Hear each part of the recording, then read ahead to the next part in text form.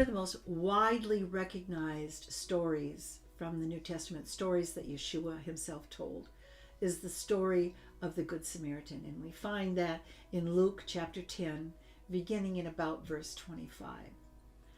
It's a story that every child that's ever been to Sunday school knows, and even people that aren't believers, aren't Bible readers, know the story of the Good Samaritan.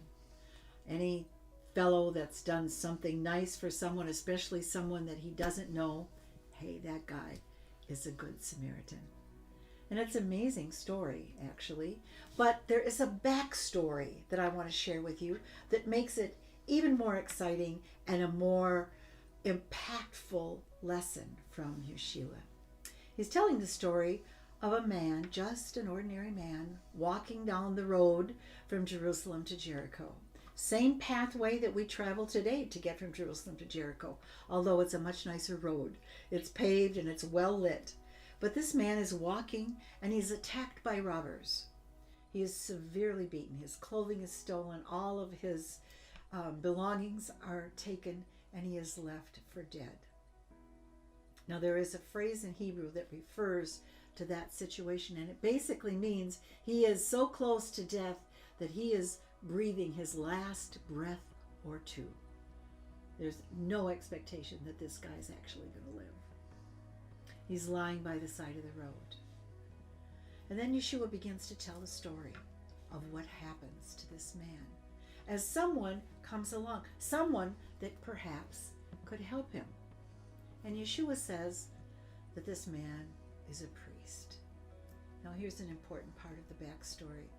You see, the people that are on the hillside listening to Yeshua's stories, these are people who live in the rural parts of Israel, the northern part of Israel.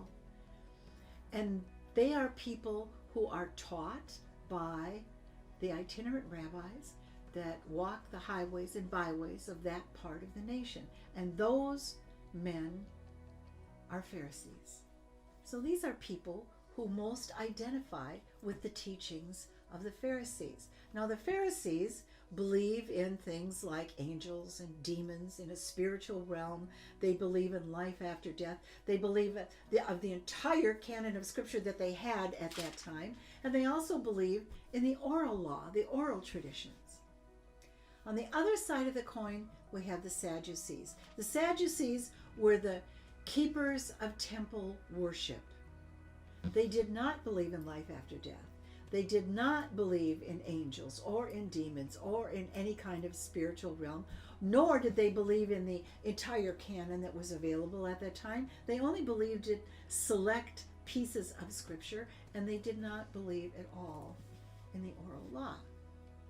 So the Sadducees and the Pharisees were not good friends. As a matter of fact, they were religious enemies. So back to our story. Yeshua explains that someone is coming, someone that perhaps could help this poor man. And this person that's coming is a priest. Aha, everyone says. Aha, part of that temple worship system. This person is a Sadducee. This person isn't going to stop and help. He doesn't want to become unclean. His personal journey, what he has next on his schedule, is much more important to him than what happens to this man. So then Yeshua goes on. Next, we find a Levite. Oh, they say. They click their tongues. Same thing. A Sadducee. He's not going to stop. He's not going to help this person. His personal journey, his personal belief is much more important to him than the condition of this man lying by the side of the road.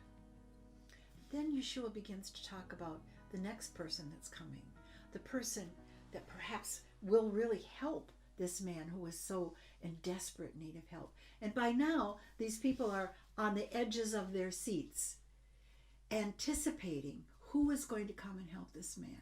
And of course, they know it'll be a Pharisee. That's where Yeshua is going with this story. It's a story about the difference between the Pharisees and the Sadducees. And the Pharisee is going to be the hero of the day.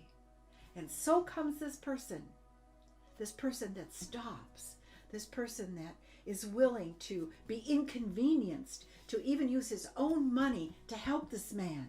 And then Yeshua tells him who it is. It's a Samaritan. What? How can this be? The Samaritans are the ancient enemies of all Israel. They're the enemies of both the Sadducees and the Pharisees. How can Yeshua say such a thing? How can this be?